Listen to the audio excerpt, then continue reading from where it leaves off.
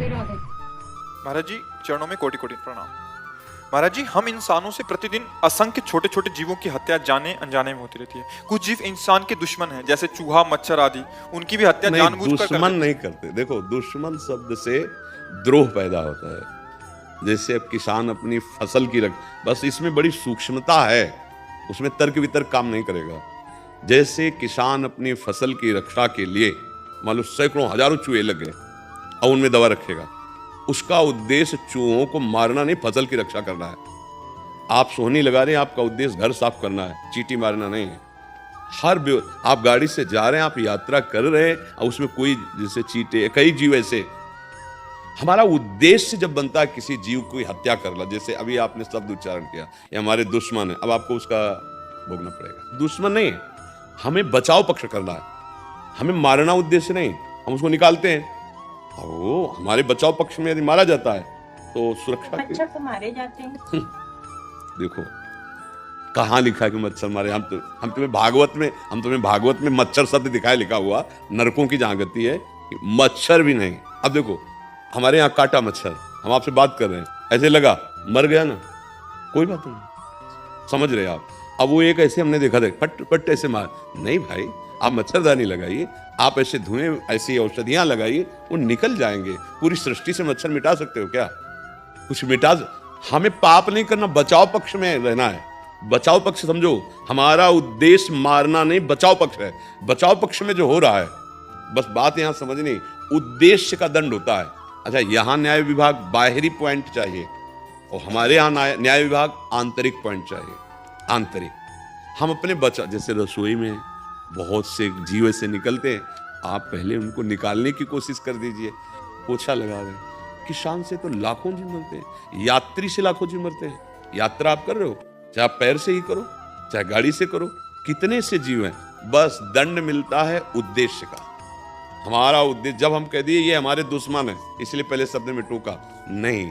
सृष्टि में 3 गुणों से रचना हुई, सतोगुण, रजोगुण, तमोगुण। कुछ सात्विक प्रकृति के जीव हैं और मनुष्य हैं, वृक्ष भी हैं, कुछ राजसी प्रकृति के हैं और कुछ तामसिक प्रकृति के हैं। जैसे मच्छर का आहार ही है खून पीना, भगवान ने तो बनाया है।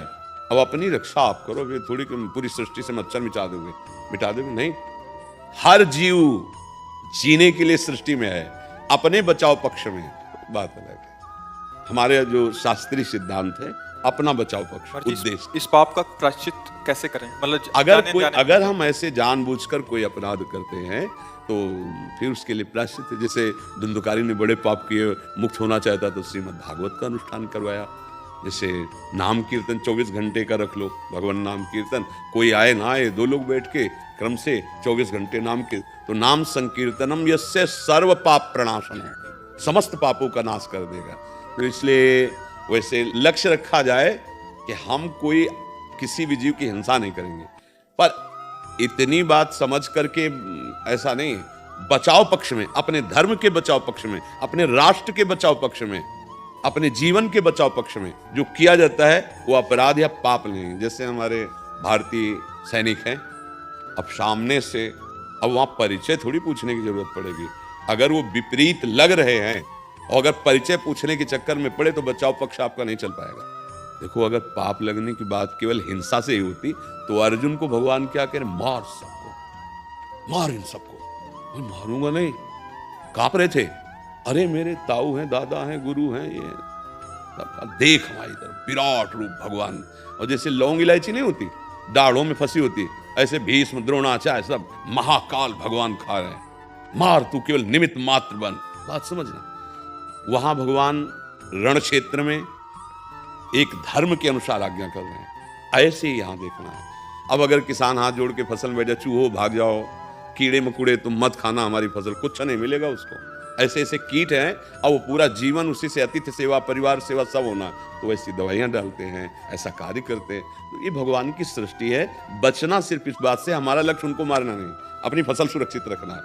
ये हमारे दुश्मन है, ऐसा किसी से भी नहीं, सांप में भी नहीं, बिच्छू में भी नहीं। कितने हम सांपों को गंगा किनारे जैसे रुके रात्रि में देखा है, आज तक कभी नहीं काटेंगे। आपका संयोग होगा तो काट लेंगे। आपका अगर मतलब है ना, एक गौतमी नाम की बहुत तपस्विनी माई थी, उसके एक ही लाला था, और जंगल में भारी तपस्या में रत थी।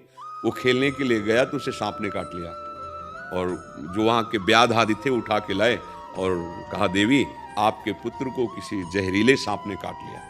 तो बहुत मंत्रवेत्ता थी, तुरंत मंत्र उच्चारण किया और सांप सामने आया, और दैवी शक्ति संपन्न थी। उन्होंने कहा, अभी मैं भस्म करती हूँ, तूने मेरे बेटे को क्यों काटा? तो उनका, क्षमा करना, मैंने नहीं काटा, दिखाई मैं दे रहा हूं, मृत्यु से मैं प्रेरित था, मृत्यु मेरे दिमाग में चढ़ी हुई थी, उसने कटवाया। सांप वहीं बैठा है। मृत्यु का आकर्षण महाभारत में भगवान श्री कृष्ण द्वैपायन व्यास देव जी के द्वारा रचित है। मृत्यु का आवाहन किया, मृत्युदेव आए, बोले मैं तुम्हें भस्म कर दूंगी, मेरे बेटे को सांप से प्रेरित करके कटवाया। बोले क्षमा कीजिए, मैं काल से प्रेरित था, मेरा कोई दोष नहीं, काल की आज्ञा से मैंने ऐसा किया है, काल को आकर्षित किया। काल ने कहा, बोलने की जरूरत नहीं है, तुम्हारे बेटे के कर्म से मैं प्रेरित था, इसी अवस्था में इसको ये दंड मिलना था कर्म का, इसलिए मेरे से प्रेरित मृत्यु, मृत्यु से प्रेरित सांप, और सांप समझ रहे ना, को न काहू के सुख दुख कर दाता। जैसे कोई कह देता है ना, हमारे ऊपर कुछ करवा दिया किसी ने, सच्ची माना ना, अगर तुम्हारा कर्म तुम्हें दंड देने के लिए उद्यत हो गया है तो तुम्हारे भ्रम आ जाएगा कि भूत चढ़ गया, किसी ने कुछ कर। हम आपको सच्ची कहते हैं, अगर आपका कर्म दंड देने की क्षमता में वाला नहीं है तो चाहे जितना तंत्र मंत्र कोई कर ले, कुछ नहीं होगा आपके ऊपर।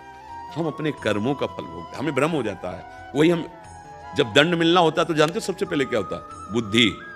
बुद्धि को बदला जाता है। बुरी दशा आने के पहले बुद्धि, तुमको ये तो चक्कर है, बैठ गया, अब चक्कर है, अब जादू टोना झाड़ फूंक और थप्पड़ चल रहे हैं, पिट रहा, कर्मों को भोग नहीं हो रहा है, कर्मों को भोग रहा है, चिमटी से पकड़ के उसको नोच रहे। अब वो उसकी बुद्धि काम नहीं कर, सोच रहा है ऐसे हम ठीक हो जाएंगे, उसका और जहां कर्म भोग ठीक हुआ, सच्ची कहते हैं, अपने आप वो फ्रेश हो जाएगा।